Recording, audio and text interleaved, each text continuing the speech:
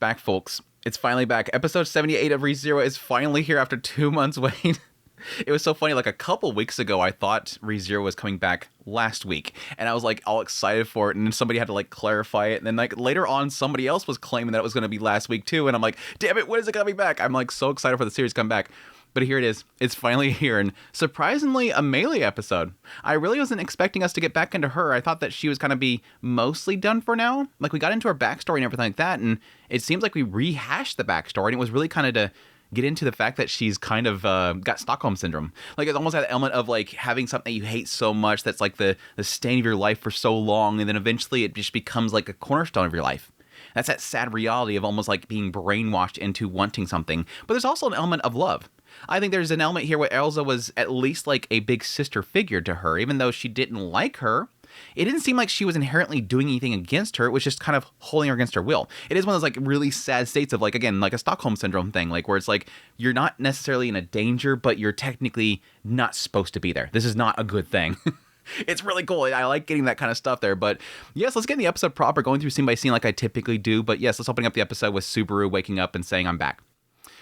And yes, it seems like based on the follow-up scenes, he did not get his memories back. I think last season, or at least the mid-season finale, it made that feeling like he's back. Like he was falling into this wormhole, and it shows all these scenes of all these memories, and it gives a sense there, like, is he going to get his memories back? Is this the point? Like, this is all he needed? But that's like, why? What triggered him to get his memories back? Yeah, it doesn't seem like that happened. He just goes down there, says, I'm back, and it's back to that starting point. And I think that was kind of an important thing. He's like, he's kind of broken back here. Amelia gets him back on his feet. He's kind of accepting this role of being Subaru. And then, boom, he's back to this point. And he goes, okay, let's do this. Let's do this. And he waking up to them and like getting all emotional, embracing Beatrice and starting to cry. I think that welling up that moment where he's like finally realizing what his position is. And then having this breakdown moment with Beatrice. And I think there is an element here of this, again, this reset Subaru here, the back to episode 1 Subaru, as I kind of mentioned before. This episode 1 Subaru is finally accepting Beatrice as being somebody special to him. I think that's kind of the interesting thing here. And again, it kind of gives you a feeling right here that he's got his memories back. Oh, this is our old Subaru. He's back because he's getting emotional about Beatrice. But no, it's him, I think, getting emotional about the fact that Beatrice has done so much for him. She was supporting him. Back before she, gets taken out, she was, supporting him, trying to save his life. And now he's got her back, and now he's realizing, this is something that's important to me. I realize why she's so important to the other Subaru, is that she's willing to do so much for me. And I'm realizing now that my anxiety is being cleared up just by seeing her. I get it now. It clicks for me. Again, a lot of this feels like it's Subaru episode 1, like acknowledging what is so great about these people around Subaru of, this world. But yeah, then we cut over to them having the meeting, and this is where I pretty much get the, implication here that he has not gotten his memories back. This is not the old Subaru back, because he's telling everybody that he has amnesia again. This is not a good thing. Him saying that he has amnesia is what's causing all the problems right now. Right now, he's stuck in a spot here because he says right here, I have amnesia. That breaks the trust with Julius. That makes, as we find out later on, it seems like it causes Meili to come after him. It causes, this suspicion around Ram. He has this whole argument with Ram again just because of it. Like, me personally, if I was Subaru and I got my memory, I wouldn't want to mention that to Ram again. It seems to bother her a lot, as we see. This is what's causing Ram to get really mad at him. She doesn't like this. Again, this has a lot to do with, I think, her own, insecurities that we'll get into in a minute, but yeah, this is the indication I have here. Him mention the fact that he has this amnesia again, is causing all this problem with everybody. But he's like, don't worry, it's good. I just want everybody kind of, know that, and let's just kind of move forward. It does kind of open the door to a lot of people kind of questioning possibly if this is a trap in the area, which I would assume too as well. They're like, okay, there's got to be something potentially in the archive. That seems to be where he collapsed. That seems where it all kind of started at. But I like this little scene right here because at some point he just says, we're going to do this whole thing and I'm going to have the help of Amelia Chan. And she's like, Chan? Like, no matter how many times she's going to hear it in all these loops, it keeps hitting her the same exact way. Chan.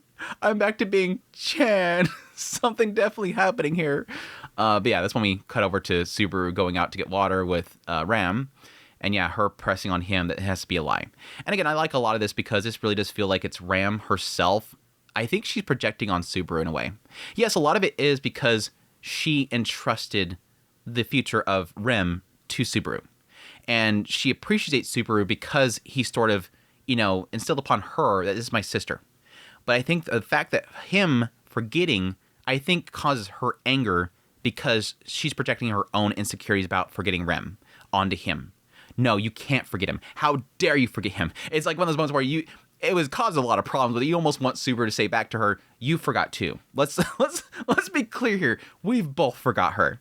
But we're both going to walk together to try to help her out here. Don't act like I'm the only one here. Don't act like I'm the only one here. But again, this is a promise. This is a promise that he made. He's never going to forget her, and he's going to work now. Currently, I'm going to work to get that memory back. I'm going to remember her. I'm going to make her well again. And if I fail, you could do whatever you want. You could beat the crap out of me, whatever. But I'm going to make sure they do this.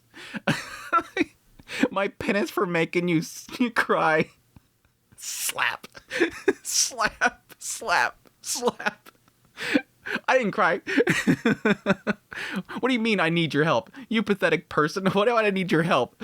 Got right back to the old Ram. That was like that moment that the slap happens and you get that face. It's like, okay, Ram's back. Ram's back. We correct this whole situation. She's back to her normal self at this point. I love that whole thing there. But I like the little after statement here. This idea of like, why do you put so much in Subaru? Why do you put so much in me? What is so important about me? Why do you keep bringing me along? Why did you bring this weak, useless person along? You acknowledged it. I've acknowledged it. Subaru himself, this episode 1 Subaru, has acknowledged that he is weak. I'm in this other world and everybody's relying on me. Why? What do they want from me? I'm weak. I'm pathetic. That whole last episode was that. I'm weak and pathetic. I can't do anything. I think he said that specifically to Beatrice. Why do you put so much into me? I like Ram's like, yeah, you are weak and pathetic. He's definitely weak and pathetic. But you opened your mouth and you cared about Rem. That's all I care about. That's all she really cares about. And I think there is a reliance here. For some reason, every now and then he pulls something off. And I think they all kind of acknowledge that. At some point, he does something. He makes a decision at some point. That's like the whole situation with them being outside the tower. Was like this. He does this sometimes. Let's just kind of go along with it. He does this sometimes. Don't worry. Let's move. Let's move. Yeah, every now and then he pulls something off. But I like this little mention about the fact that Subaru is like this flower that's underneath the snow. That whenever it comes to a certain point, at some point that snow goes away and the flower reappears. There it is right there. He's just waiting under the snow, which I think is sort of like a nod probably to when eventually he does get his memories back. And again, my assumption here is that at some point, they take down one of the gluttonies that has his memories, and then bam, it all kind of floods back to him. That'll be the point where suddenly the flower comes popping out and he does something incredible. Like having some sort of knowledge that he's lost will benefit him towards, achieving something or overcoming something that he's currently facing with or somebody's facing. So it's totally going to happen. It's totally going to happen. We're going to have the old Subaru come back and he's going to do something really incredible, which kind of makes me wonder, what would the old Subaru have knowledge-wise that the current Subaru, this reset Subaru, hasn't figured out yet? But yes, this is when we cut over to Subaru going to confront a little something. Some person pushed him off the cliff down the stairs. And it turns out to be Meili. I forget if I said that I think it's Meili. I'm pretty sure that I thought it was Meili. I also thought that it might be Gluttony controlling Rem, going over there and doing it. But I think at some point I assumed it might be Meili. But yeah, Meili came to take him out. And he stops her, says, don't worry, I'm not going to do anything to you. I'm not going to hurt you. Because she's like, you can push me right now. No, I'm not going to do anything. I'm just completely, we're going to forget this ever happened. She's like, what are you talking about? What do you mean you're not going to do anything about it? This doesn't make any sense. None of this makes any sense. This is the thing that's confusing me right now. He's like, no, you're confused. Don't worry. No, this is what's confusing me right now. Why aren't you doing anything about this? But no, this is interesting because it gets into the idea of him himself sort of understanding her more than anybody else. And I think I got the impression of this when it came to him reading the book for Typhon. When he read the book of Typhon, what I got an impression of with that whole sequence was that he felt that life. He went through that life. He experienced being Typhon. And that was like the whole thing that makes this kind of, the book and the archive itself, kind of dangerous. The fact that when they go up there and they read these books and you have to have some sort of connection to them, when you read the book, their mind is implanted into you. And I think that's sort of the danger thing of that. You sort of being absorbed and sucked into it. And I guess that sort of does apply to the entire experience of him feeling guilty about the death of Meili, that he killed her. Was the entire time where Meili is constantly at his side going, oh, you're going to do that? Oh, you're not going to tell anybody? Oh, why don't you kill them? And then you can learn more about their book. You should take that person out. Killing is like a habit. Murder is a habit. Like all these things is essentially her in his mind saying the things that she technically would say because, again, he understands her. He went through her life. He experienced her entire life. All the way into the end, he experienced it. And so right here, Meili is like, again, made this act of trying to kill him, and he stopped her. And there's this process of trying to figure out, why is Meili here? Why is she trying to kill him? And she even says it, and it's a good point. You had all this time out here to kill me. I could have had the mob beasts out there outside the tower kill you. They were everywhere. Why didn't I do that? Well, you didn't have the intent to do it until now.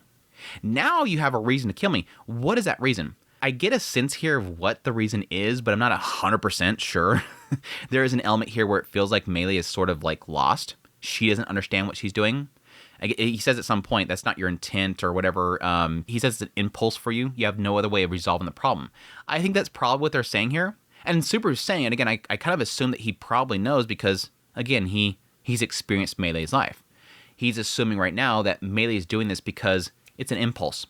She's lived her entire life with this idea of killing things. That's the thing that resolves everything. Again, killing is a habit. Murder is a habit.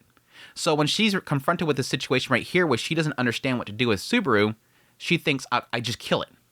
I don't know what to do with Subaru right now, and I'm trying to figure out what the heck he's talking about, what he said the other day. Again, she mentions it. You don't remember what happened the other day. You promised me something the other day, now you're saying you don't remember. What do I do with this? This is confusing me. It's frustrating me. I don't know what to do. I'll kill you. Just take it out. Erase it. That's what I got a sense there, is that her impulse is to kill when I don't know what to do. And it's not her fault. As he's saying right here, it's not your fault. And this is something that I got into, I think, really with Meili's story, and I think this is definitely true, is this element of, like, how much of her sins is her own. And that's that really big struggle point for anybody that is too young, that is, again, put into a situation that she's put in. She's put into a situation where she's swooped up as a young child and then is now essentially forced to go around with this murderer as she's killing people. Like, what does that mold a person into? A killer. And how much of that is their own will? Not much of it. Very little of it, because they're kind of, again, molded into that. They're groomed into this is what you're going to be doing. And yeah, that's what we get into when we get into the little cut here as she jumps off the side, says, I don't want anybody to claim that they understand me, jumps off the side there, and then it gets into, yes, Elsa. The person that Subaru mentioned, the reason that you are the way you are is Elsa. And that's what we're getting into pretty much the same story that we got last time, which is, again, her being picked up by Elsa, Elsa bringing her in, taking care of her, showing the ropes, and yes, eventually she meets Capella. At some point meets Capella. Doesn't like that experience too much. Again, I'm very kind of curious as to what Capella has to do with that whole thing. Again, she's mother, but like what part of that is Capella? Is it just strictly Capella tells them who to kill? Is Capella important somehow? Is she a mother figure in that whole situation? How much of a role does she play in the raising of Meili? I'm kind of curious. Anyways, a significant portion of this whole backstory, again, is around showing, again, that she's stuck with Elsa. As much as she doesn't like it, and she's constantly biting at her, and angry about being there, fearful about being there. But eventually, it transitions with this telling of the backstory with the fact that she hates her so much, really, really hates her, but then forms everything about her around Elsa. That's the curious thing there. Why? You hate her so much, but then yet you go with her fashion. You start to mold your style of killing around her. You do all of your jobs properly, just like she does. You're doing everything just like she does. Why? Again, it goes into what I'm getting from this is that, okay, I hate this so much, but it has become sort of a cornerstone of my life. Like, this is a foundation. She has become a pillar of my life that I can't not have there anymore. Because so much of my life is around her and molded around her and has been around her that I don't know what to do without her around. All the way to the point where, yes, her being gone is, I might as well be gone too. There is sort of a side of it. It is almost like, I'm her now. I've become Elsa. Elsa died, so I guess I should die. I don't know. I think it sort of is telling that Subaru, when he finally does save her, he's like, you're mixed up, obviously. Like, you tried to, avenge Elsa by killing me, right? I don't know. Okay, well, you seem to obviously not understand what you're doing. Just chill for a little bit. Try to figure out your feelings. Try to figure out who you are. And we'll handle everything else. Don't worry about anything else. We'll handle that. You just focus on figuring out your feelings. That seems to be the thing that you're struggling with right now, because you're obviously willing to jump off the side here. Now, here's sort of the curious thing. Again, going based on my assumption that Subaru, again, he said it. I understand you more than anybody else here. him understanding her because he's lived her life, why would he struggle with understanding if she's trying to kill him to avenge Elsa? Maybe it's him in understanding that she's so mixed up, wouldn't even know the answer to that question. Or maybe he assumes that in this loop, maybe potentially she figured it out. This is the point where she finally figured out, I need to kill him to avenge Elsa. It's a curious question mark. Again, I do kind of like this whole element of the archive and how, again, it sort of implies that it instills an entire lifetime into somebody that reads it. But sort of, I'm curious exactly how much of that mind melding sort of happens there. Sort of similar to, things like, Pacific Rim and stuff like that, where when you link up with somebody, you experience their entire life and all those emotions and stuff are kind of just flooding into you. How much of it sort of like gets sort of clashing with your own memories? How much of it makes you sort of have an identity crisis? That's sort of what I'm curious about. I will say, though, with the statement of I don't want her to disappear after she become a huge presence in my mind, that sort of does kind of add weight to the idea of her potentially just wanting to die right now just because she's starting to forget and it's making her feel with anxiety and she wants it to end somehow because of that. I don't know how that fits in with her wanting to kill Subaru, but at least it does add a little bit of element to her wanting to end her own self. Is I don't want to continue on because I'm filled with anxiety of her disappearing, which could play into heavily the idea of her wanting to find Elsa's book to remember her. I want to find more information so that I can keep her in my brain because I can't have this thing disappear. And again, it's that fear of forgetting somebody that you cared about. That's what she says at the very end when Amelia's there, is I don't want to forget her. Again, it's a very twisted relationship for sure. But yeah, that's when we cut over to them apparently telling everybody. It's one of those moments where it's like, do we really have to tell everybody? He just goes in there like, hey, everybody, by the way, she tried to kill me, but don't worry, we're buddy pals now. Just, everybody's got to help out, raise her like their own kid. It's like, do we have to tell them? That seems like a really bad thing to mention to the entire group. Oh, yeah, by the way, somebody's trying to kill us, and she's right here. Don't worry, though. She's just a kiddo. I do like what he's saying here, though, is that, again, the fact that she just doesn't understand. She doesn't understand what she's doing is wrong. She's never been told, what is right and what is wrong. She's still a kid. She's still kind of molding here. It was kind of odd, though. At some point, Julius is like, oh, so you're okay with that? And he's like, yeah. And so she's going to be, watching our backs. And so, yeah, make sure that you're not spineless. He says something effective like, at least the translation said something effective like, you're the closest that she has to like a father figure. So you better shape up. And he's like, okay, I'll try to meet those expectations. It's like Julius is like the only person that seemed like a grown-up male, so we're gonna have to rely on you, dude. Everybody else here is girls or me, and she sees me as like a big brother, so you're kind of like dad, Julius Papa. So stupid. But no, Shala's response to this whole thing. So me and Master? Oh, okay. I'm gonna make sure to raise her nice and good. I'm assuming Shala's like seeing this as like, I am the mama and he's the papa and this is our new baby. Meili is our new baby. We're gonna raise her well. Don't worry. She's getting all like excited about raising Meili now. Is stupid. But yeah, we wrap up the episode with sort of like a reverse to what he kind of opens up the episode with. When he opens up the episode, he's talking about the fact that, hey, I got amnesia and there's probably a trap somewhere in here. So we need to go find that trap. It's probably somewhere in the archive. So be careful, everybody. Now he's shifting to say, don't worry about the amnesia. I have a proposal. Don't worry about my amnesia. Keep moving forward. Because essentially the original idea here was to come here, bring Rem here. We're going to go up here. We're going to conquer this tower. We're going to find a cure for it. So let's keep doing that because we could potentially just find the cure in general. Like whatever caused this for me, we can figure it out if we just keep going to the goal that we originally had. Which still technically goes to the archive. It still goes to the archive. Hey, let's go to the archive. That's where the trap is. Now let's go to the archive because we got to find Raid's book because we need to find that book in order to find his weakness. It ends up going the same direction again. But again, that goes back to that original problem they had. There's a lot of damn books in there. There's a lot of freaking books in there.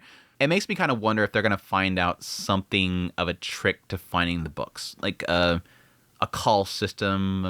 I think they said already they looked for a index somewhere. I don't remember if they've said they've looked for an index or if they couldn't find an index, but an index would be great. That'd be great. Or at least some sort of sign on the walls. I don't think they imply that that it's like organized by name or anything like that. I think they maybe implied that it was organized by dates? Question mark? I don't remember that. Anyways, we'll find out in the next episode. But yeah, that seems to be the goal right now is to ignore my amnesia. Let's just get to conquering this entire thing, find this weakness for Raid, and get to it. But that's the episode. But yeah, really good episode. Again, more Meili, getting more into her and a seemingly resolve for now. It seems like she is a somewhat pretty decently accepting of Subaru at this point, that she's going to be like this. She's literally, before she was playing as a little sister kind of joke here. Now it seems like she's really fitting in that role, that she wants to be sort of this person that is going to be hopefully guided and helped by Subaru to understand what's right and what's wrong. That I don't need to kill every single time I do it. It literally is trying to overcome the desire to resolve everything by killing it. So anyways, that's my thoughts on episode 78 of ReZero. Really good episode. But until next time, until next week, I'll take care.